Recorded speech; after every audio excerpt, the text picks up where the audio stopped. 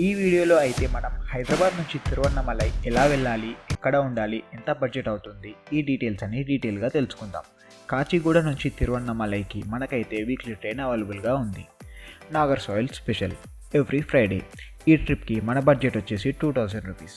So sleeper class ticket వచ్చేసి ఒక్కరికి 450 అవుతుంది.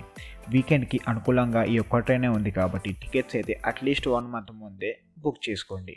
తర్వాత ఇబ్బంది పడకుండా ఉంటారు. ఈ తప్పు అస్సలు చేయకండి. నెక్స్ట్ డే మధ్యాహ్నం 1 కల్లా మేము అరుణాచలం అయితే రీచ్ అయిపోయాం. అరుణాచలంని తమిళ వాళ్ళు తిరువన్నమలై అని పిలుస్తారు. స్టేషన్ నుంచి బయటకు వస్తుండగానే మనకు ఒక అద్భుతమైన కొండ అయితే కనిపిస్తుంది.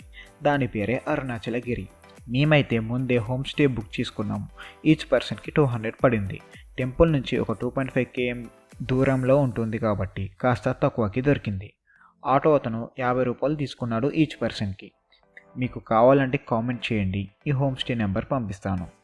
మీకు ముందుగా ప్లానింగ్ ఏం లేకపోయినా ఆటో వాళ్ళని అడిగితే వాళ్ళే రూమ్స్ కాడికి తీసుకెళ్తారు. మేము అయితే ఈ హోటల్లో భోజనం చేసాము. ప్లేట్ మీల్స్ వచ్చేసి 75 రూపీస్ పడింది. దీని లొకేషన్ ఇంకా మా హోమ్ స్టే లొకేషన్ డిస్క్రిప్షన్లో మెన్షన్ చేస్తాను. మీకు గుడి ముందు ఉన్న రోడ్లో డార్మిటరీస్ కూడా అవైలబుల్గా ఉంటాయి. ఇక ఫ్రెష్ అప్ అయి మేమైతే గుడికి బయలుదేరిపోయాము. ఆటోకి ఇంకో 50 అయింది. మనకి కనిపిస్తున్న ఈ గోపురమే రాజగోపురం. ఇది గుడికి ఈస్ట్ సైడ్లో ఉంటుంది. గుడికి 4 వైపులా 4 గోపురాలు అయితే ఉంటాయి. అవి మనకి గుడి లోపలికి వెళ్ళాక కనిపిస్తాయి.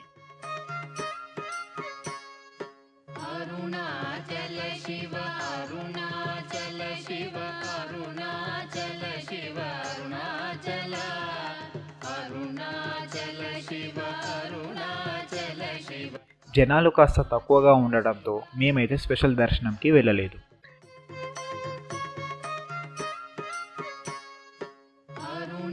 మనకి కనపడే ఈ గోపురమే సౌత్ సైడ్ ఉన్న గోపురం. గుడికి మధ్యలో అయితే ఒక కొలను కూడా ఉంటుంది.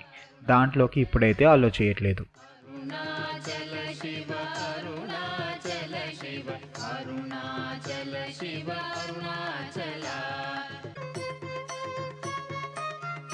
భక్తులకి ఇబ్బంది లేకుండా ఉండడానికి ఇలా క్యూ లైన్ అంతా కూడా ఫ్యాన్స్ అరేంజ్ చేశారు.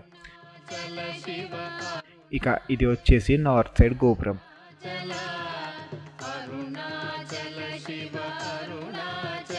దాని తర్వాత ఇది వెస్ట్ సైడ్ గోపురం.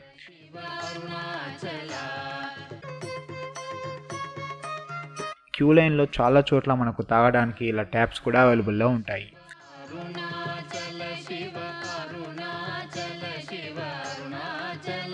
గుడి లోపల రికార్డింగ్స్ అయితే అలో లేదు.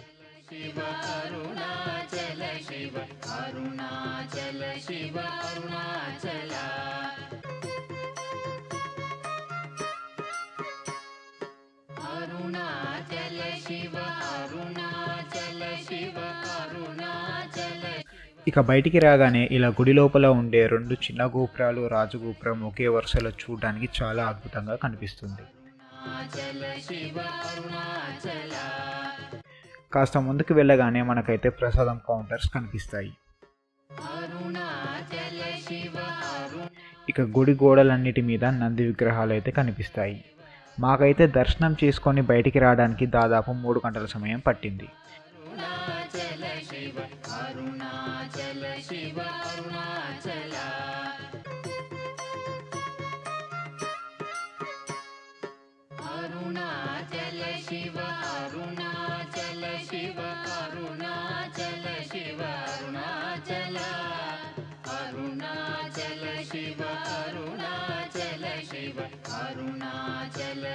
ఇక సాయంత్రం 7:30 రాజగోపురం ముందు దీపం వెలిగించి గిరి ప్రదక్షిణ అయితే మొదలు పెట్టేశాం. మనకు గిరి చుట్టూ చాలా టెంపుల్స్ ఉంటాయి. వాటిల్లో మనం ఖచ్చితంగా చూడవలసినవి 8 టెంపుల్స్ ఉంటాయి. దాంట్లో మొదటిది ఇంద్రలింగం. ఈ టెంపుల్ కొండకి ఈస్ట్ సైడ్లో ఉంటుంది. రాజగోపురం నుంచి ఒక 5 minutes నడవగానే ఈ టెంపుల్ అయితే మనకి కనిపిస్తుంది. ఈ లింగాన్ని దర్శించుకుంటే మన కర్మల నుంచి విమోచనం కలుగుతుందని నమ్ముతారు. గిరి ప్రదక్షిణ మొత్తం 14 కిలోమీటర్లు ఉంటుంది. మీరు మొదటిసారి వెళ్తున్నట్టయితే ఈ రెండో మిస్టేక్ అస్సలు చేయకండి. అదేంటంటే మాలా గిరి ప్రదక్షిణ సాయంకాలం వేళ మొదలుపెట్టడం. గిరి ప్రదక్షిణ చేయడానికి బెస్ట్ టైం ఎప్పుడంటే పొద్దున్నే 5 గంటలకి మొదలు పెట్టడం.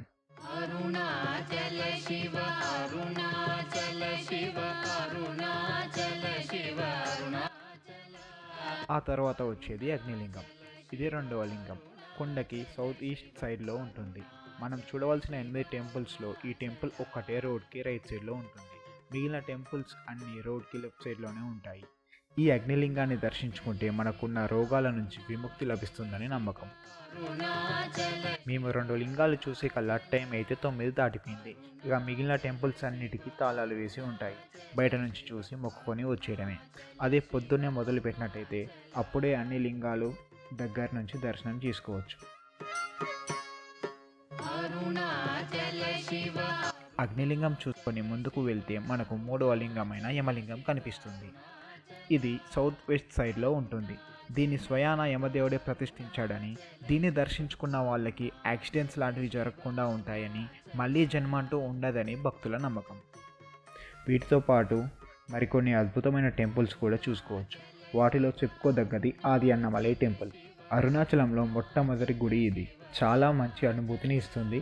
డే టైంలో వెళ్ళే వాళ్ళు అసలు మిస్ అవ్వకండి. హైవే డిపార్ట్మెంట్ వాళ్ళైతే ఈ కొండ చుట్టూ ప్రతి కిలోమీటర్కి ఇలా మ్యాప్స్ అయితే పెట్టడం జరిగింది. దాంతో మనం ఎక్కడ ఉన్నాం, ఎన్ని కిలోమీటర్లు నడిచాము, ఆ తరువాత వచ్చే లింగం ఏంటి లాంటి విశేషాలు తెలుసుకోవచ్చు. మార్గం మధ్యలో మాకైతే జింకలు కనిపించాయి. కాసేపు వాటిని చూసి మేమైతే ముందుకు కదిలాము.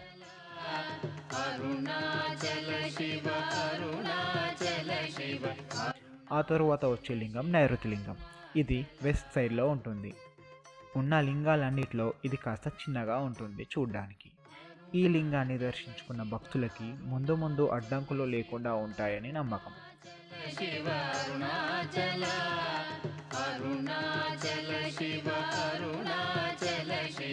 ఆ తరువాత వచ్చేది వర్ణలింగం.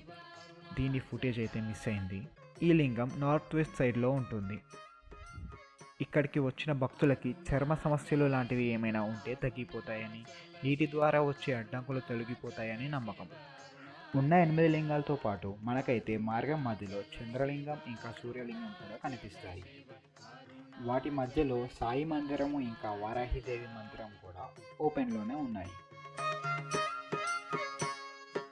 అరుణాచల శివ అరుణాచల శివ అరుణాచల శివ అరుణాచల అరుణాచల శివ అరుణాచల శివ అరుణాచల. ఆ తరువాత వచ్చేది వాయులింగం.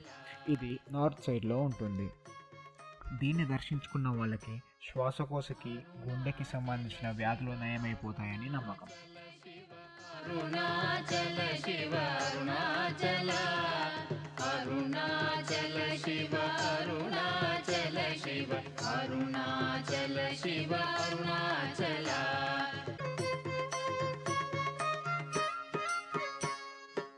అరుణాచల శివ అరుణాచల శివ అరుణాచల శివ అరుణాచల అరుణాచల.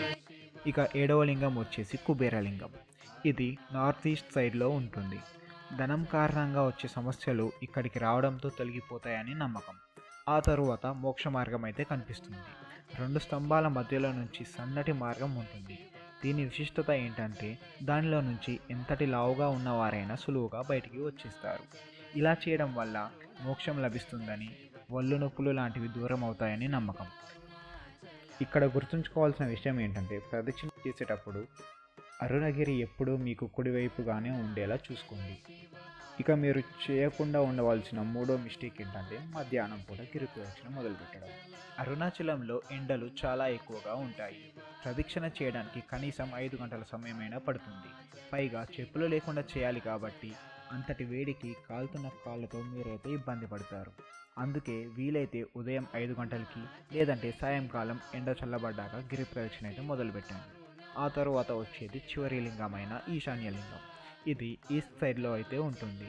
ఇక్కడికి వచ్చిన భక్తులకి మనశ్శాంతి కోల్పోకుండా ఉంటారని నమ్మకం. గిరి ప్రదక్షిణ ఎక్కడైతే మొదలు పెట్టామో మళ్ళీ ఖచ్చితంగా అక్కడే పూర్తి చేయాలి. గిరి ప్రదక్షిణ చేస్తే సాక్షాత్తు ఆ శివయ్యకి ప్రదక్షిణ చేసినంత పుణ్యం అయితే లభిస్తుంది. మా ప్రదక్షిణ అయిపోయే కల్లా సమయం 1 అయింది. అంటే దాదాపు 6 గంటల సమయం పట్టింది. ఇక ఉదయం లేవగానే మేమైతే వెల్లూరు గోల్డెన్ టెంపుల్ అయిన సిరిపురంకి అయితే బయలుదేరిపోయాము. టికెట్ ప్రైస్ వచ్చేసి 65 రూపీస్ పడింది. మేము ఉన్న స్టేకి దగ్గరగానే బస్ స్టాప్ ఉండడంతో కాస్త సులువైంది. అరుణాచలం నుంచి వెల్లూరుకి ప్రతి 15 నిమిషాలకి బస్సెస్ అవైలబుల్గా ఉంటాయి. దారంతా కూడా పచ్చటి చెట్లతో ఎంతో అద్భుతంగా ఉంటుంది. వెల్లూరు నుంచి గోల్డెన్ టెంపుల్కి అయితే 7 నుంచి 8 కిలోమీటర్ల డిస్టెన్స్ అయితే ఉంటుంది. మీకు బస్సెస్ అండ్ ఆటోస్ అవైలబుల్గా ఉంటాయి. బస్సెస్ అయితే 8వ నెంబర్ బస్ ఎక్కాలి. టికెట్ వచ్చేసి 15 రూపాయలు ఉంటుంది. మేమైతే ఆటో తీసుకున్నాము, 50 రూపీస్ ఛార్జ్ చేశారు. సిరిపురం పక్కనే ఒక హోటల్ అయితే ఉంది. అక్కడ ఒక ఆనియన్ దోశకి 70 రూపీస్ తీసుకున్నాము. టేస్ట్ అయితే అంతంత మాత్రంగానే ఉంది. అదే సిరిపురం ముందు బండి మీద టిఫిన్స్ అమ్ముతున్నారు. ప్లేట్ దోశ వచ్చేసి 20 రూపీస్. టేస్ట్ అయితే హోటల్లో తిన్నదానికన్నా చాలా చాలా బెటర్. ఇలా మా టిఫిన్ పూర్తి చేసుకొని టెంపుల్లోనికి అయితే వెళ్ళాము. ఇక్కడ మేము వెళ్ళిన టైంకి ఫ్రీ దర్శనం అయితే అవైలబుల్గా లేదు. సో స్పెషల్ దర్శనం టికెట్ వచ్చేసి 150 రూపీస్. మీకు ఫ్రీ దర్శనం కావాలంటే మధ్యాహ్నం 12కి అలో చేస్తారు. టెంపుల్ అయితే చాలా నీట్గా ఉంది, ఖచ్చితంగా వెళ్ళండి. టెంపుల్లోనికి ఫోన్స్ అయితే అలో చేయట్లేదు, బయటికి కలెక్ట్ చేసుకుంటారు. మధ్యాహ్నం 12 గంటలకి ఇక్కడ అన్నదానం అయితే ఉంటుంది. అక్కడే తినేసి మేమైతే వెల్లూరు రైల్వే స్టేషన్కి ఆటోలో బయలుదేరిపోయాము. ఇంకో 50 అయింది. వెల్లూరు నుంచి కాచిగూడకి రిటర్న్ ట్రైన్ మధ్యాహ్నం 1:20 ఉంటుంది. దీని స్లీపర్ క్లాస్ టికెట్ వచ్చేసి 450 రూపీస్. ఇలా సక్సెస్ఫుల్గా మన ట్రిప్ అయితే పూర్తి చేసుకున్నాము.